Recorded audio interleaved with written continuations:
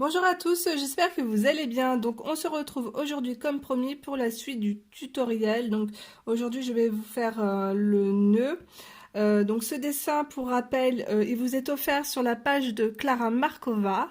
Donc c'est un joli cadeau qu'elle nous offre. Vous avez également d'autres illustrations si vous voulez aussi les imprimer. Je vous laisserai le lien en barre d'infos, comme ça sera plus simple pour vous pour aller directement sortir votre coloriage pour le trouver. Et je voulais aussi on m'a demandé avec quoi en fait je taillais mes crayons de couleur. Donc j'utilise comme beaucoup de personnes le DAL 133, voilà. Donc pour ceux et celles qui ne savent pas comment ça fonctionne, je vais vous montrer ça tout de suite. Donc j'ouvre comme ceci. Je place mon crayon de couleur à l'intérieur. Je tourne la petite manivelle juste derrière. Voilà, donc il y a une résistance, on sent que c'est assez dur. Et lorsque la petite manivelle tourne dans le vide, voilà, comme ça veut dire que mon crayon est bien aiguisé. Et vous pouvez choisir la taille, en fait, si vous voulez la mine beaucoup plus fine ou pas, juste ici. Alors, je vous montre. Donc, vous voyez, ça fait vraiment des petits copeaux de bois. Donc, c'est un super taille crayon pour économiser vos crayons d'artiste. Donc, voilà. Et je l'ai commandé tout simplement sur Amazon. Alors, je vous donne la référence des crayons de couleur. Donc, c'est parti. Le 138, le violet. Je vous laisserai aussi les teintes en barre d'infos. Le 249, le mauve. Le 133, magenta. Le 123, fuchsia. Le 129 et le magenta light, le 119. Ainsi que le crayon blanc de chez Derwent Drywing. Et pour le petit cœur au milieu, j'ai tout simplement utilisé du Posca or. Donc voilà. Je voulais aussi vous montrer, en fait, on m'a demandé ce que j'avais mis en fait comme paillettes. Je ne sais pas si vous verrez bien, si là on voit. C'est tout simplement de la paillette Stickles. Voilà. Je vous expliquerai plus en détail dans ma vidéo coloriage terminé, en fait, ce que j'ai mis dessus. Donc c'est parti, on commence.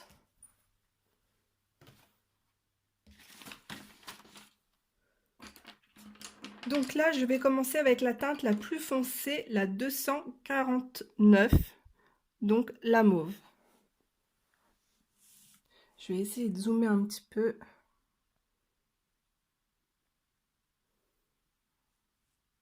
Voilà, je pense que c'est bien. Donc, même système que pour la robe. Donc, nous allons faire des... En fait, cette technique, ça s'appelle des arrachés. Donc, c'est la même technique que j'utilise aussi pour les cheveux. Donc, ce sont à chaque fois des coups de crayon. Alors, au milieu du nœud, nous allons laisser un halo de lumière juste ici. Donc, pareil pour là. Et là également. Donc, c'est parti. J'appuie. Je relâche. Vous suivez le sens du nœud. Pareil dans l'autre sens, j'appuie, je relâche.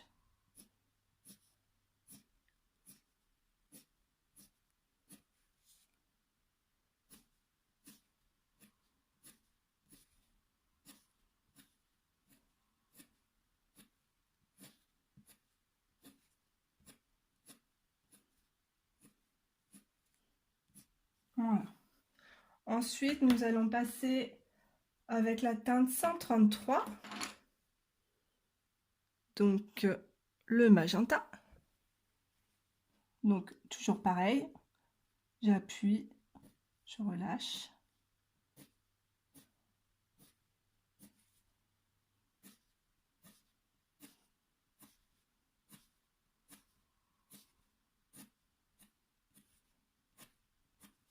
je suis le mouvement de mon nœud.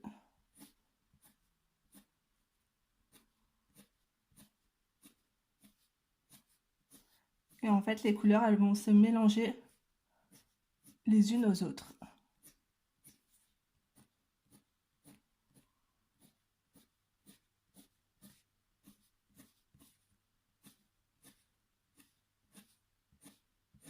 Ensuite, je change de couleur.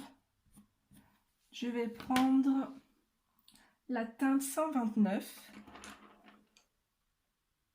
Donc, le rose.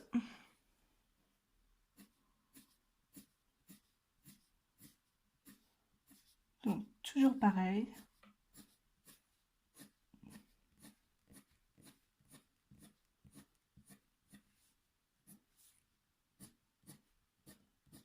C'est pour ça qu'il est important que vos crayons soient vraiment bien taillés. Et la mine des polychromos est vraiment excellente parce qu'elle est dure, donc elle ne s'écrase pas. Et je peux avoir des traits vraiment très fins.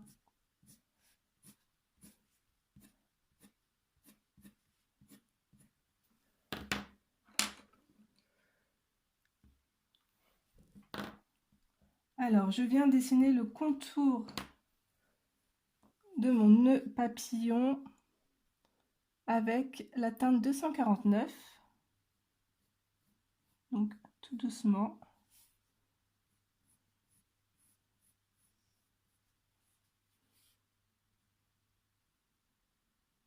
En fait, je viens cacher la teinte de l'illustratrice grise.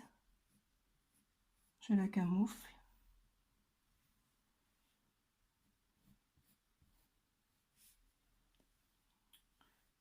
Je vais même rajouter, je vais rajouter un peu de magenta.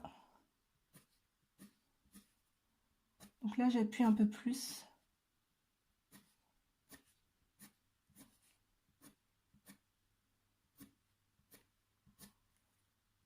Donc j'appuie et je relâche. Le poignet tout en légèreté.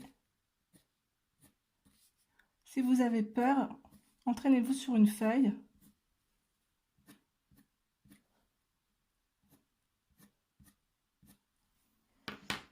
Et maintenant, je vais prendre mon crayon blanc et je vais venir mélanger les couleurs entre elles, juste au milieu.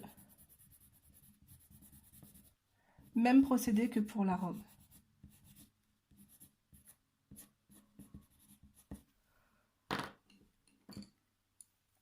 Ça me plaît pas trop. Je rajoute un peu de rose.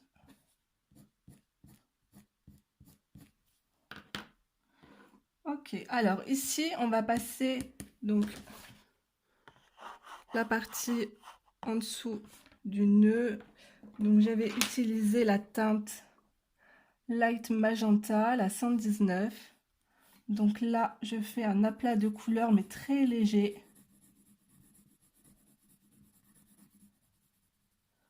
Voilà, je fais des petits cercles.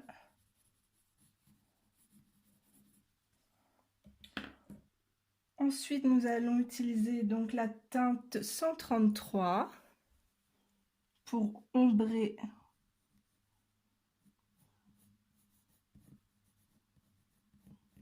Alors, je marque bien ici et je vais légèrement dépasser. Donc, j'y vais doucement quand même. Je fais des petits cercles.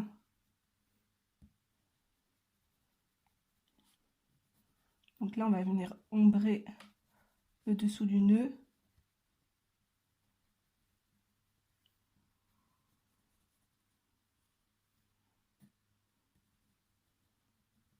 Je viens rajouter un peu de teinte, alors attendez, un peu de 138. Donc le violet. Pareil, petit cercle que je passe légèrement dessus le magenta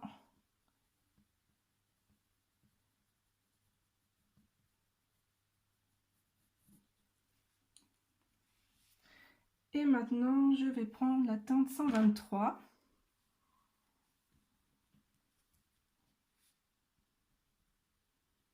Donc pareil, des petits cercles.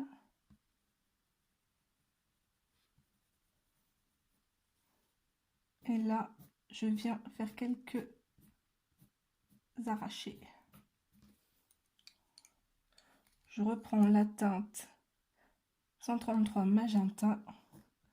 Je viens foncer l'intérieur. Donc voilà. Ensuite, en dessous, c'était un peu plus sombre, un peu plus violet. Alors ici, j'ai utilisé, donc on va utiliser un peu plus de mauve. Donc déjà, je vais venir cacher les traits illustratrices ici avec la teinte mauve.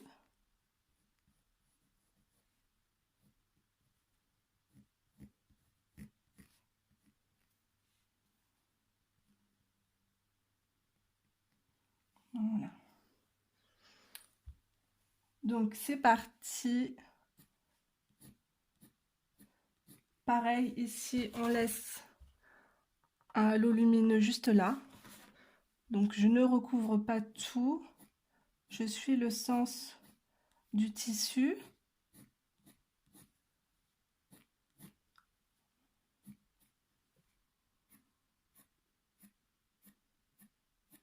J'ai du mal à dessiner, j'ai le trépied entre les mains.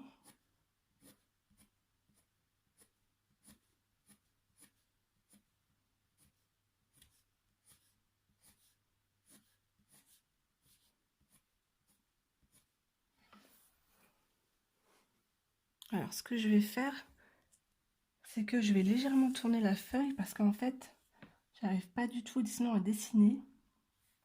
Alors ici ça tourne, donc suivez bien le sens du nœud.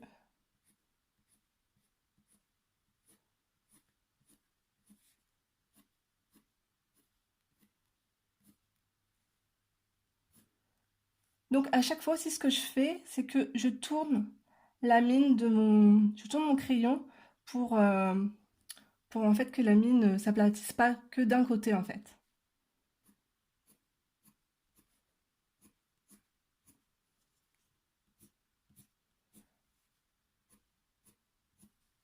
Donc là je pense qu'on est bien.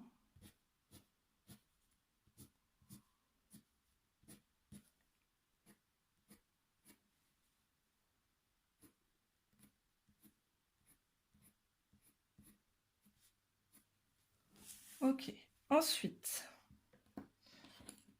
je vais utiliser la teinte.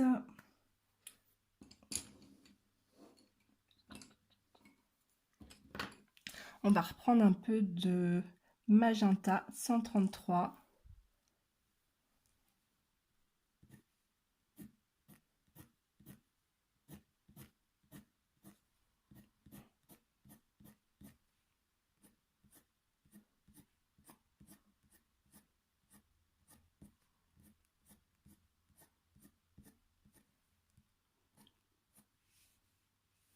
Je vais retourner la feuille, sinon je ne vais pas y arriver.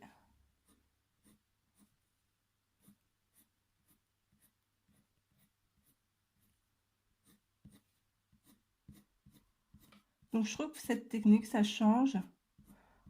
Ça donne un peu plus de relief en fait dans le coloriage. Surtout pour tout ce qui est tissu.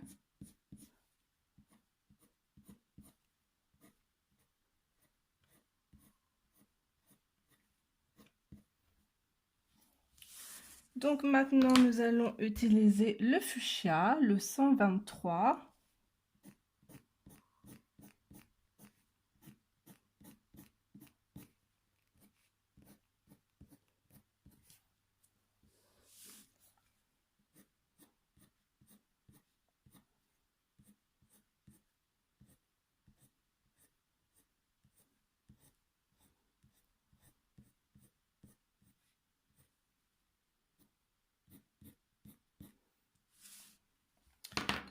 et un peu de light magenta, donc le 119. En fait, il fait tellement sombre que j'ai pas voulu me mettre sur mon bureau, mais sur mon bureau, je peux plus facilement en fait dessiner parce qu'en fait là, j'ai vraiment là, je suis par terre et j'ai le trépied qui me gêne. Sur mon bureau, je suis plus à l'aise, mais il fait vraiment trop sombre. Donc ici, je viens refoncer un peu avec le 249,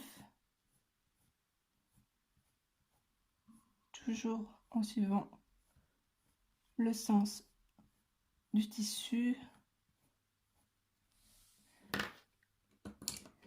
Et là, je viens prendre le magenta, le 133, et je viens camoufler le gris.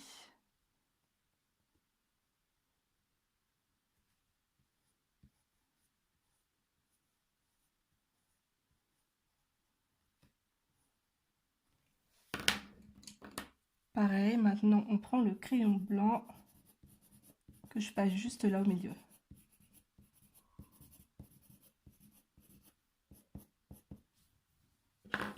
Alors ici, je trouve que c'est pas assez estompé. Je vais estomper avec le blanc.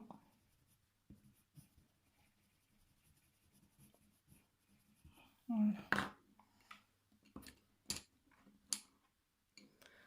Donc ici, donc même principe que là. Je pense que je vais le faire en accéléré. Je passe une couche très légère de light magenta.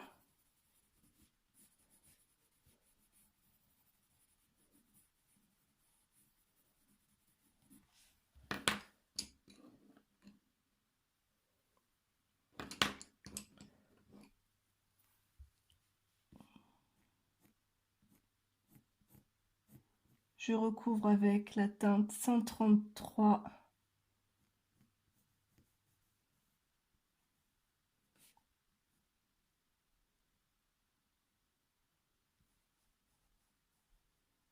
Voilà. Je vais encore tourner la feuille. J'espère que je vous donne pas trop le mal de mer à tourner la feuille.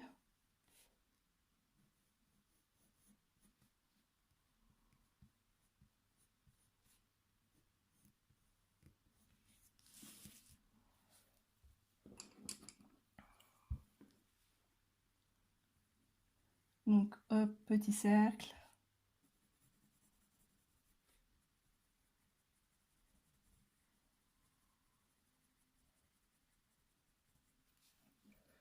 Ici, je continue mes arrachés.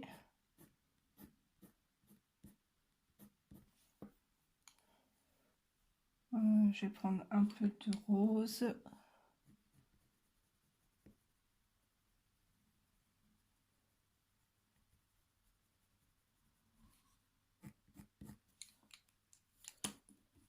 Et ici, on va mettre du violet un peu plus foncé. Voilà. Maintenant, la dernière partie, ça sera du 119. Alors, du 119 et 123. Voilà. Donc, on est plutôt pas mal. Je vous montre. Comme ça. Ici.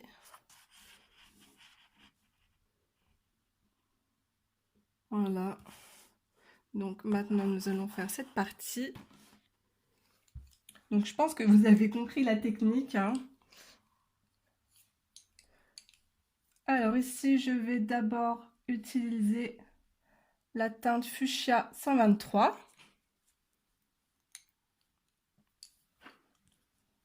Donc pareil, je suis embêtée, hop.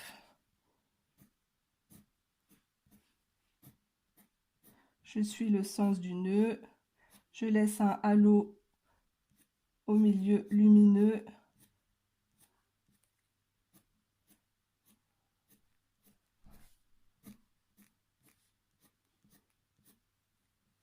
Voilà, En fait, cette partie, je l'avais beaucoup plus claire que les autres. Ensuite, nous allons utiliser la teinte 138.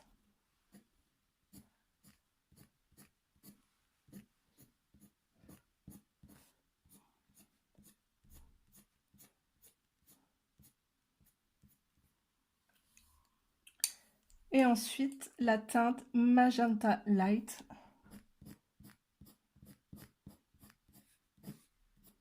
Voilà.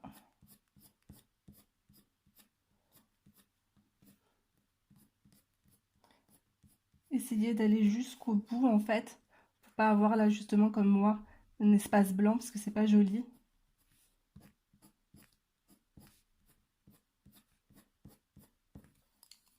Je vais remettre un peu de fuchsia en essayant justement d'aller bien au bout.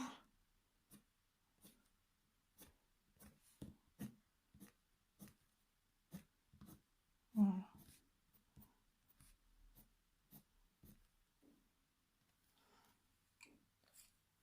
Je viens marquer le contour de mon nœud avec la teinte 138. Donc juste là, on fait le contour.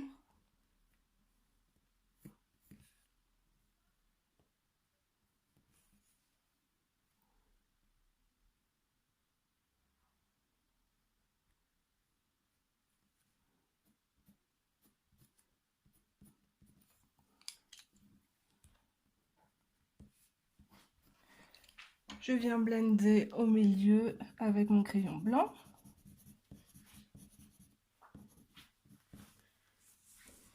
Hop, je remets 3.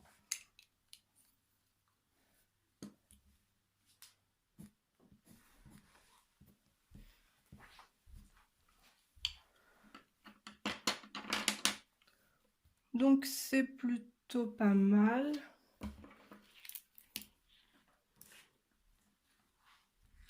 Je vous montre. J'espère que c'était bien net. Donc hop, l'original. Voilà. Donc là, je viens mettre un peu de Posca couleur or. Après, vous mettez ce que vous voulez au milieu. Hein. Si vous voulez remettre du prune, du violet, du fuchsia. Parce que moi, en fait, j'avais mis des points or, en fait, tout autour du cadre de la dorure. Donc, c'est pour ça.